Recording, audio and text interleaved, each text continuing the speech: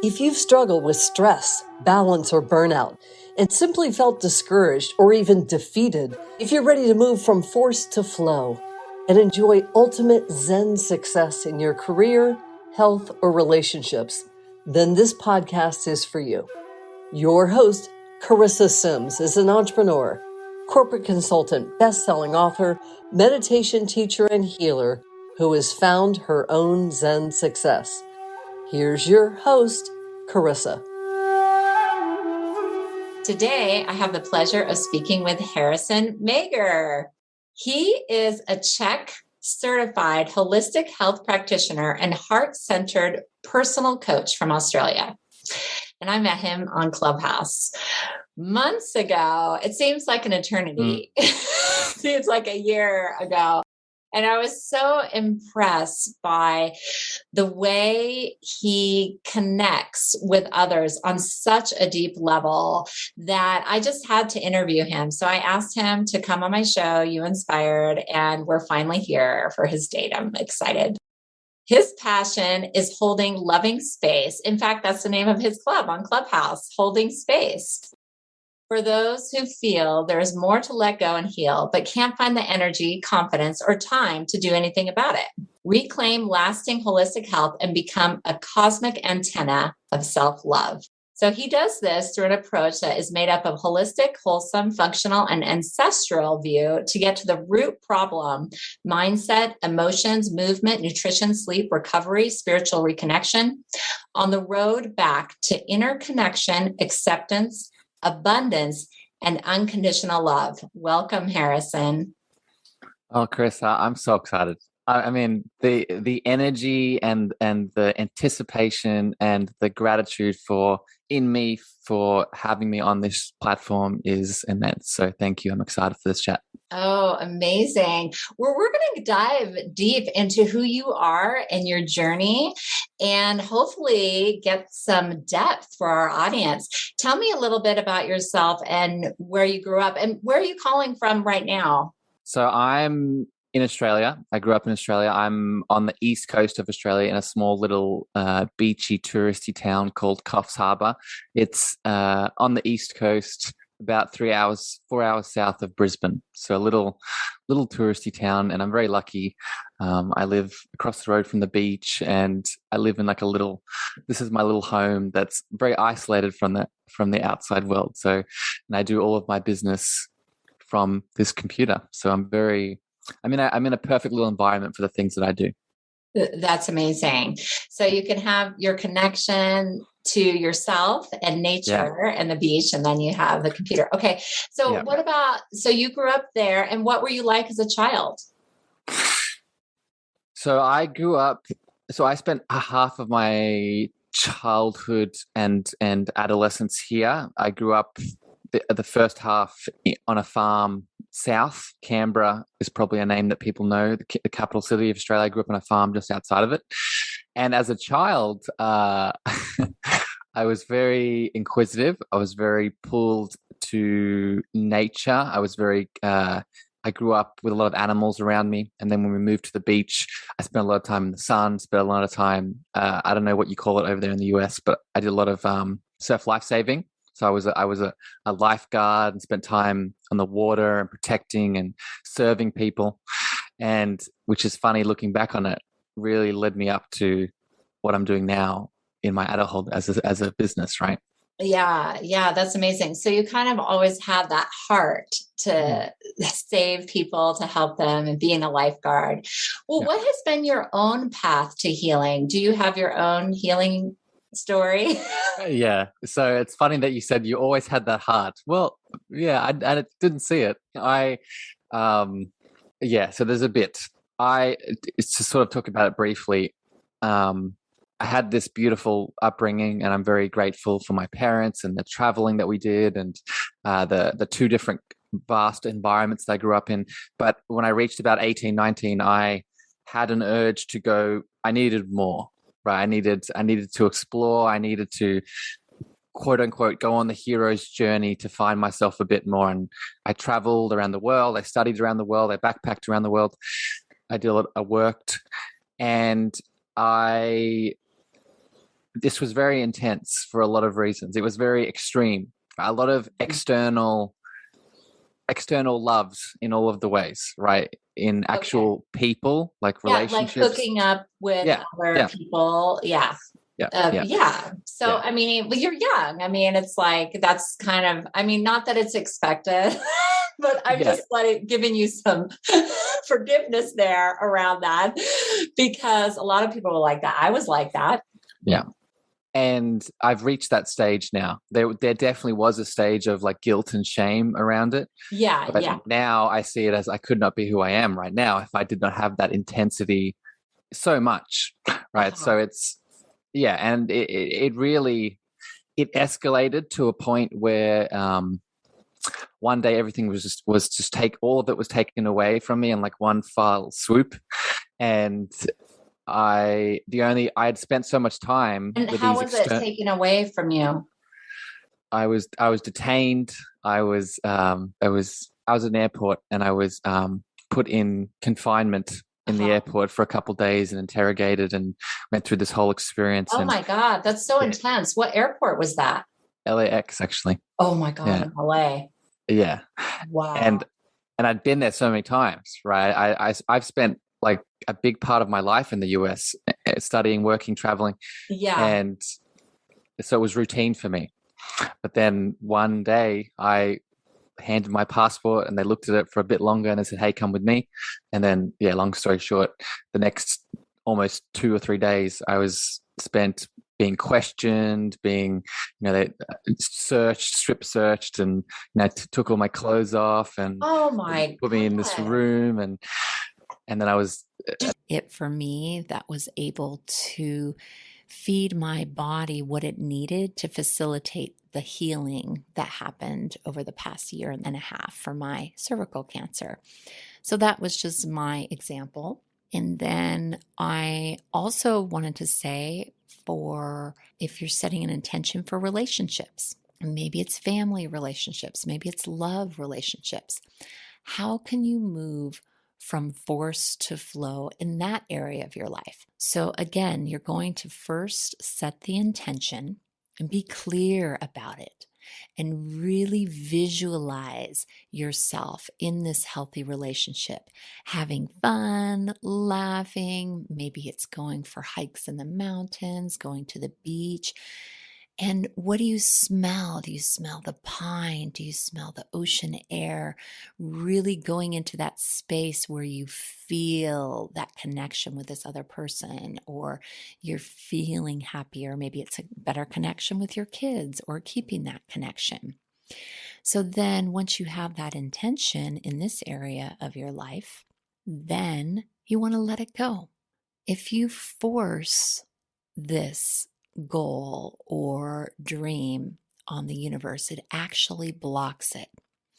If you keep on being in action where you're pounding the universe, or trying to force a relationship to get better, or find one in and of itself, just finding someone new, then that can block that flow of allowing that person to come into your life.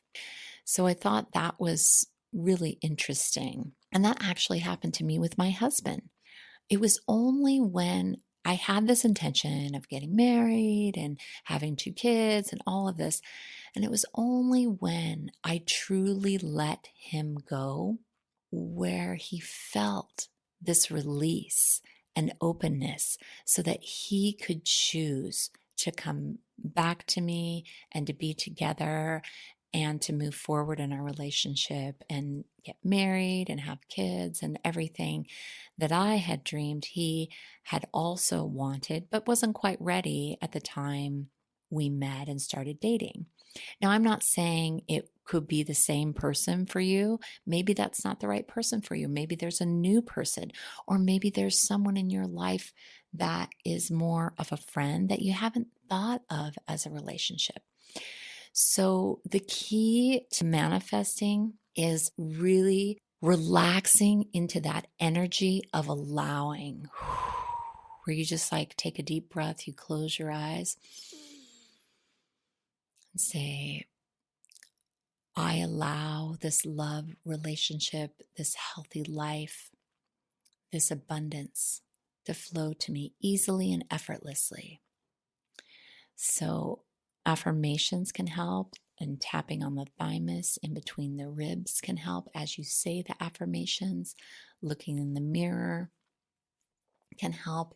And also with relationships, really diving deep into loving yourself, because when you can really embrace that love for yourself, that vibrates out beyond your soul, beyond your space, beyond our wildest dreams.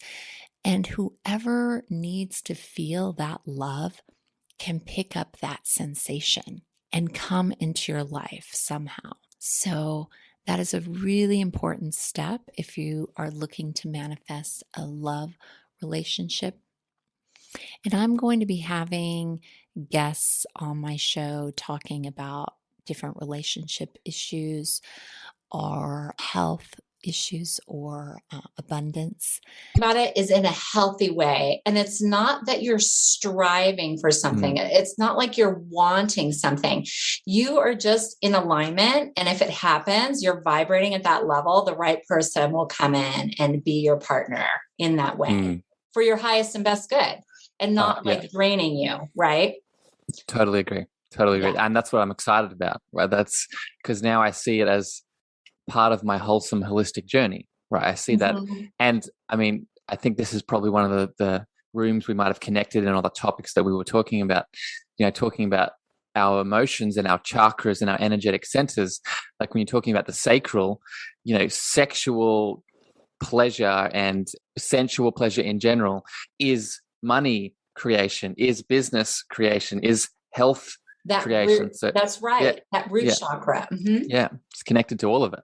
Aha. So as you're coming into that, then that space opens up.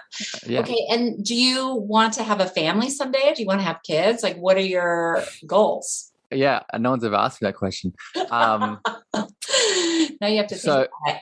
So if you'd asked me that 2 or 3 years ago, I would have said no. I would have said, not for me, not in the cards. I don't see it ever happening. Now, I'm open. I have an open. Actually, it's funny that you're asking. I've had the last couple nights. I'm really big into dream work. I do a lot of dream oracling and interpretation for clients. Very cool. Presence.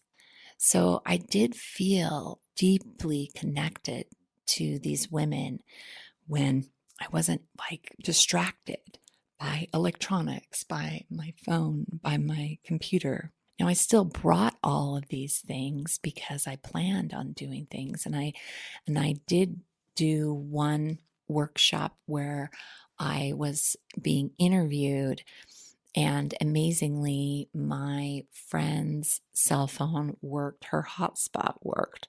So I was able to do my class that was the purpose of pain and talking about the gift that pain can have in our lives. So that was interesting, and I wasn't stressed at all. I just let it go, and it all flowed perfectly. Like a minute before, I was able to connect to this Zoom meeting and share my gifts and give healing to the people that needed it. So I thought that was really an example of moving from force to flow.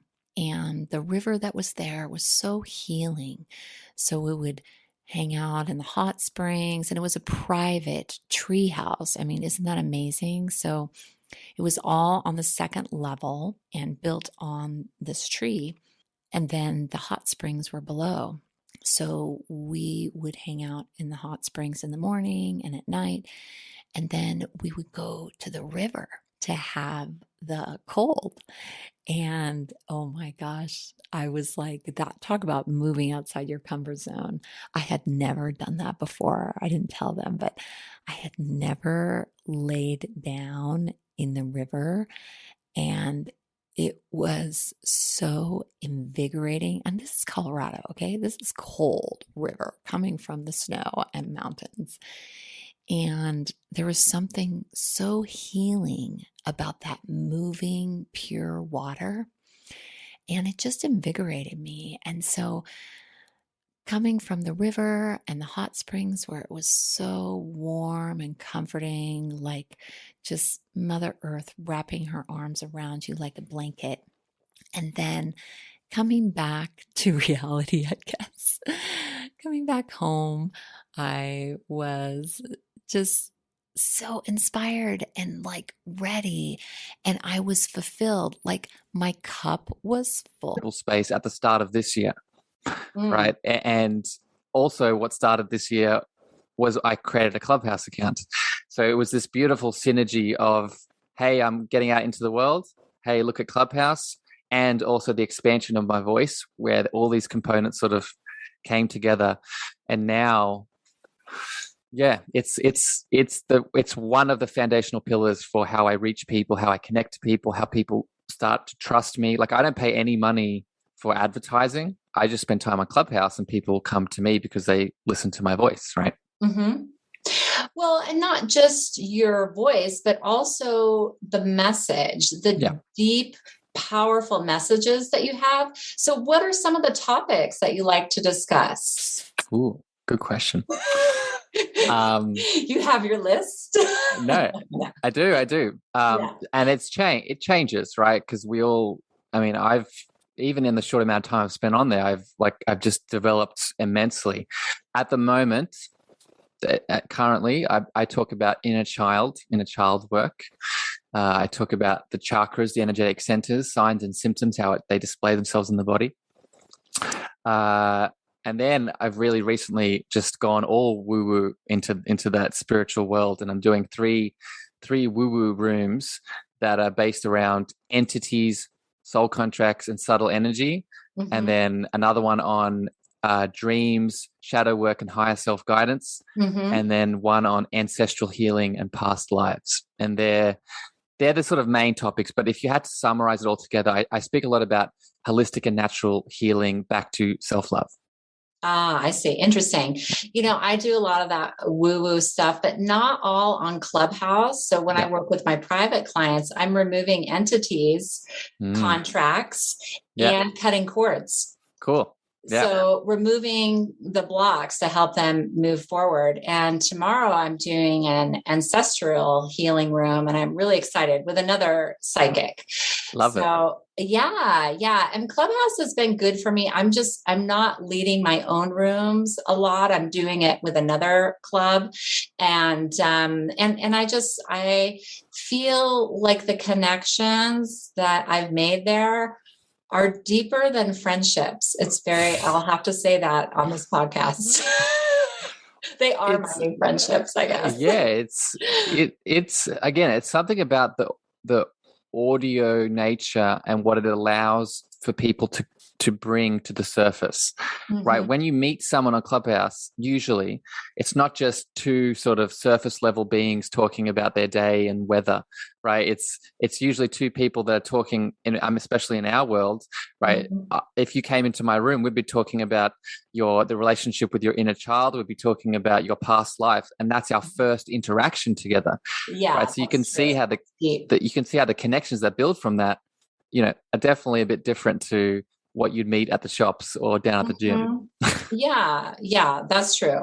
So I want to go deeper into some of the services you offer, how you help your clients. So let's talk about that. So what is the Lucia Light meditation, and what are the benefits? Ooh. So another interesting story, another definitely milestone in my expansion into sort of the work that I do. The Lucia Light is a light frequency technology that you lie under, and it stimulates your pineal gland with different ranges and spectrums and vibrations and frequencies of light. And we know from the work of Joe Dispenza, we know from the work of Dr. Norman Deutsch, in the book. The book is called "The Way the Brain Heals Itself." That when you stimulate the pineal gland and the brain in certain ways through light frequencies, it induces, in a very simple way to explain it, deep meditative states. Mm-hmm. And so I use that with clients that don't know how to meditate, don't know how, haven't heard about a higher self or just anything to do with a spiritual connection. I help them ease into what that feels like. And at the very least, what it gives people is a relaxing sensation of just letting go. But that's the least. I've had clients that come to me that go on, spiritual journeys. They see ancestors. Wow. They see like different planets. It's very psychedelic in a lot of ways. Oh my gosh. Yeah. And without taking drugs. That's amazing. Yeah, so how does this work? Do you mail them the light or they come to your office? Yeah, they come to my home, my healing little home here. Yeah. And that light service, I wish I could do it online and afar, but that's just for people that live in this vicinity who come see me one-on-one. Yeah. I see. Okay. So let's talk about some of the remote services you offer, or maybe they're not remote. Let's go into, biohacking. What is that? Well, so most of my services now, like 99% of what I do, I'm one-on-one coaching, but I sort of bring everything together. I dislike saying this. If you had to put me in a little category, my niche would be a connection back to self-love. Right. That's the transformation that I offer people. And I offer people that transformation through holistic and natural healing. And how I coach that is I start by first going deeply into emotional release, right? Deep emotional release through work with the chakras, through the inner child, through dream work, through ancestral and past life healing, through shadow work. I bring all these cognitive, neurological, deep emotional, spiritual tools to allow, all of the shit to come up and out, right? I call it my emotional release roller coaster. Then once that connection starts to build, because that's what it is, in my opinion, right? Once we allow the emotions to come up and out, the love that's inside of us connects to the love that's outside of us, right? So as within, so without. Once that is established, then I bring in the physical healing, right? Then we talk about nutrition. Then we talk about ancestral movement. Beautiful. Then we talk about, So I call it, the model is called the cosmic, as you read in the bio, it's the cosmic love antenna, right? Okay. So I believe that we are an antenna system for love, right? You could call that God, consciousness, whatever your name is for it. I call it love. And if we can clear the emotion or connection, right? We have the internal of the antenna, the frequency. Then we want to support the structure, the outside of the antenna with the physical body. So that's sort of it in a nutshell. Oh, okay. Wonderful. So what does CHEK mean? What is that? Is that an acronym? What does that stand for? So CHEK it's a man. So Mr. Paul CHEK. Yeah. Okay. That's it's not an acronym. Okay. No, that's his last name. But he has an institute. So he has it's a holistic healing, holistic practitioner, holistic therapy institute. It's based in the States, San Diego, but it has global. It's around the world, and I'm trained under his method of coaching, of therapy, and of holistic healing. Oh, that's amazing. Yeah. And so I really like your approach, how you're very systematic and thinking about, we need to clear these blocks first, and then we'll get into the nutrition and the physical. And then you go into the movement and you're also a personal trainer. Yeah. So I started my journey as a personal trainer. Mm-hmm. That was where I first sort of started getting my qualifications, and then I moved into the work that I do now. So the physical, I'll add one piece here, because this is where I think a lot of people in the spiritual world go wrong, in my opinion, is that they're all about the spiritual connection, right? They're all about going deep within, releasing the emotions, connecting to the divine. But then there's something happens.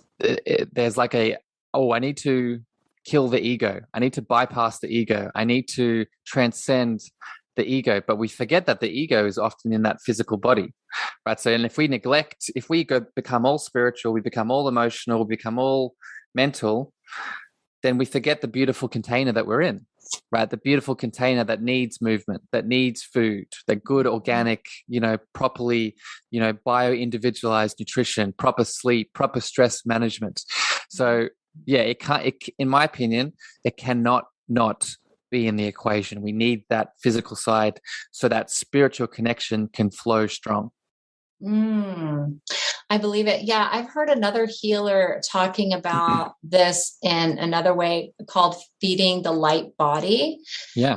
As we're ascending, that we need more highly energetic food and to help our spiritual journey. So we really can't ignore diet in playing a piece in our ascension anymore. Oh, 100%. I think Carl Jung has a quote, it is said that no tree can grow to heaven without its roots first reaching down to hell. Right. And to me, that's deep. Yeah. And to me, that signifies, biblical symbology aside, that symbolizes that we need to be grounded, rooted into the natural physical world for our ascension to continue, like you're saying. That's beautiful. Okay, I want to hear about some of your other offerings, self-love through the chakras. What is that about? So that aligns to what I was talking about before, about that emotional release. One of the, if you can call it a modality, let's call it a modality. One of the modalities that I use to connect back to that self-love is through the chakras. And the reason I use it is because it's like you said before, it can be really systematic, right? It can help people start feeling into their body, right? So let's give an example. Let's say someone comes to me and they have had a traumatic childhood, or trauma in their childhood. Well, the first place I'm going to go for that is that sacral center, right? It's that sacral, sexual, that creative center. And most of the time, that assault, that sexual abuse, that the guilt, the shame that's connected to it is going to be held in that center. And if I can do a meditation, if I can help that client through a visualization, writing an inner child letter through the sacral center, speaking affirmations, that's going to start releasing the emotion, the energetic resonance around that experience. Oh, wow. That's amazing. So is that like a group class or you individually? Good question. Yeah. I do both. So I do one-on-one coaching with that. And I've now recently, I'm building a self-love tribe. And that's one of the things we do in that tribe too. Oh, that's wonderful. So is that a membership agreement? Is self-love activation tribe? Yeah. So that's it's a 6-month course program tribe. Yeah. Mm-hmm. Yeah. Oh, wonderful. Do you have any testimonials that you want to share from your clients? Yeah. I mean, do you want me to point people to them or talk about them now? You could just talk about one. That's fine. Yeah. So I'll get one up, actually. One of my favorites. Yeah. So if people are interested, my Facebook business account or my Instagram, I have a big series of testimonials and reviews. So this is one of the beautiful souls that came to see me earlier this year as I was transitioning into all of this, and right around, I won't get into her story, but a lot of stuff coming up around money stories with my parents, which is all wonderful. Everybody has their own unique story and pattern. And so for one of my clients, I was able to remove that block, and then we could focus on more creativity. So more creativity came in, which then created the abundance for her. So that's just one example of how we can move from force to flow. Because a lot of times when we have blocks, we're forcing things. We're just like action, action, action, and never taking the time to reflect, to drop in and to figure out, okay, is this really the right way? Because sometimes when you're forcing something, and it's not happening, it might be time to let it go and revisit it another time. Maybe the timing's off. Maybe it's not the right person. So there could be so many different reasons why something isn't manifesting. A lot of times in the universe, it takes time for the people to line up, the right people to serve you, to help you, to be your business partner, whatever it might be. So there's so many things to take into consideration for that. And I just encourage you every day to take that time, meditate, breathe, be with yourself, and allow the magnificence of who you are to flow through your being. Let your heart expand with what's possible. And may you move from force to flow and have your own Zen success. Thank you for joining me today. Please go to my website, zensuccesspodcast.com, and provide any feedback. I'd love to hear from you. Feel free to ask any questions there and sign up for my free gift and enter to win a VIP experience with me. Namaste. That's it for today's episode of Zen Success. Head on over to iTunes, Google Play, Spotify, or wherever you listen to podcasts. Subscribe to the show and share with friends. One lucky listener who submits a review will win a chance in the grand prize drawing for a priceless VIP experience and gifts with Carissa herself. Be sure to head on over to ZenSuccessPodcast.com and pick up a copy of Carissa's free gift to help you on your Zen success journey. And join us on the next episode. Share with friends and increase your chances to win.